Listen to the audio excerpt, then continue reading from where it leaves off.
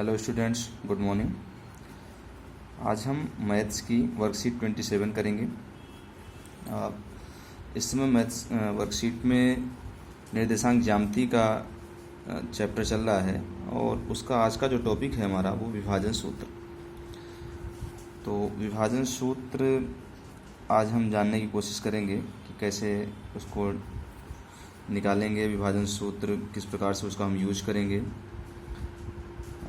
जैसे हमारे पास कोई एक रेखा है जिसमें दो बिंदु हैं ए और बी, और उसके बीच में कहीं हम एक तीसरा बिंदु लेते हैं पी, और पी मान लीजिए कि उसको m1 और m2 के रेशियो में डिवाइड करता है। तो हमें पता करना है इस क्वेश्चन में कि पी का निर्देशांक क्या होगा। तो अब जैसा कि आप देख पा रहे हैं, ये सामने फिगर दिख रहा है, उसमें ए और बी के निर्देशांक हमने x1 y1 और x2 y2 लिए हुए हैं। p जिसका निर्देशांक हमें फाइंड करना है x, y है, और जो रेशियो है इनका AP और PB का वो m1 और m2 है। अब यहाँ से हम इन ट्रायंगल्स को कंप्लीट कर रहे हैं, APE और PBF, और इन ट्रायंगल्स की अलग अलग हम साइड से सारी निकाल लेते हैं।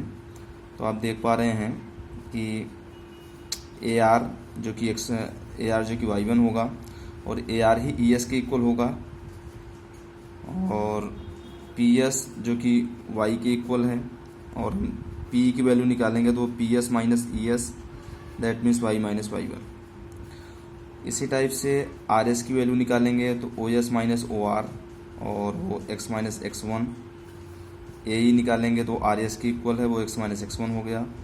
BF निकालेंगे जो कि BT minus FT and equal to y2 minus y, और ऐसे ही PF निकालेंगे तो वो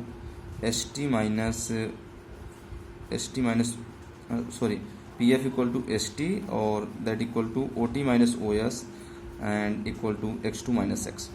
तो यहाँ से जो हमारे पास दो समरूप त्रिभुज हैं, ये APE और PBF, उनकी सारी भुजाएं मालूम हो जाती हैं।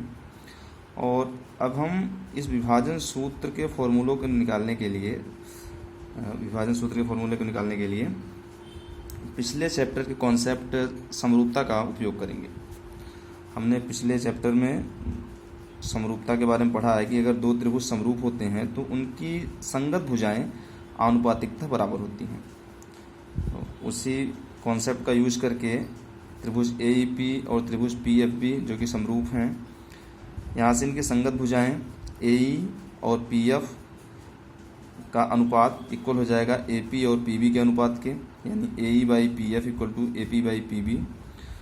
और ऊपर जो हमने वैल्यूज निकाली थी AE, PF, AP और PB की ये वैल्यूज हमने पुट किया, तो ये x माइनस x1 डिवाइड में x2 minus x equal to m1 by m2। इसका हम क्रॉस मल्टीप्लाई करते हैं तो ये m2x minus m2x1 equal m1 x2 minus m1 x, और इनको हम x की वैल्यूज़ को वन साइडेड बनाते हैं, यानी m2x plus m1x equal to m1 x2 plus m2x1। x common आ गया, m1 plus m2 equal to m1 x2 plus m2x1, and यहाँ से x की वैल्यू आ जाती है हमारी m1 x2 plus m2x1 divide में m1 प्लस m2। और ये हमने AE और PF का रेशियो लिया था। ऐसे ही हम जब PE और BF का रेशियो लेंगे तो हमारे पास y की वैल्यू आ जाएगी। सिमिलरली सॉल्व करना है, ये आपने खुद से करना है। तो और हम सॉल्व करके पाएंगे y equal to m1 y2 plus m2 y1 divide में m1 प्लस m2। तो ये जो हमारा P बिंदु था जो उसको m1 रेशियो m2 के रेशियो में डिवाइड कर रहा था, उसका निर्देशांक हमें मिल चुका है। तो विभाजन बिंदु को निर्देशांक हो जाएंगे m1 x2 plus m2 x1 divide में m1 plus m2 and m1 y2 plus m2 y1 divide में m1 प्लस m2। ये हमारे x और y के निर्देशांक आ गए। अब आगे हम इस फॉर्मूले का यूज करके क्वेश्चंस को किस प्रकार से सॉल्व करेंगे उसको देखते हैं कि किस प्रकार से हमें क्वेश्चंस को हल करना है बाय यूजिंग दिस फॉर्मूला। यहाँ पे हमारे सामने एक क्वेश्चन है।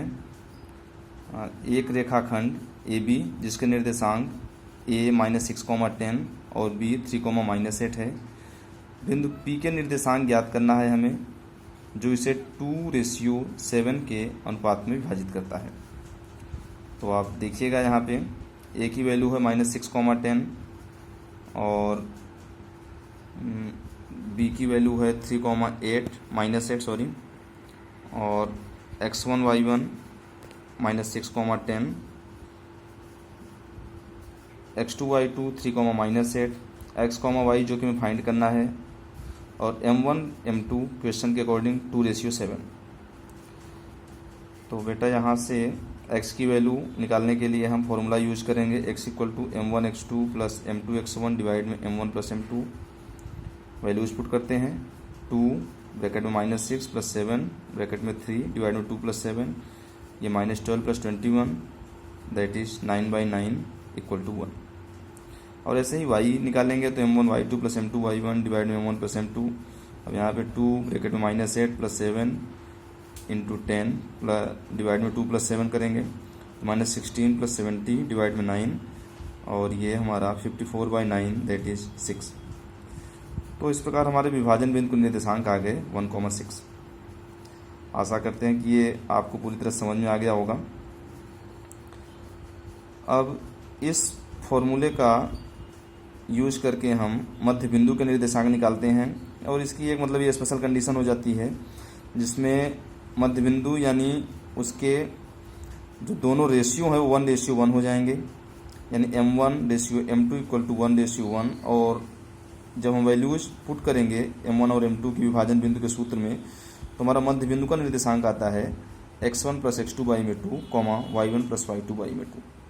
इसका हम सीधे प्रश्नों को सॉल्व करने में यूज करेंगे। Okay, thank you.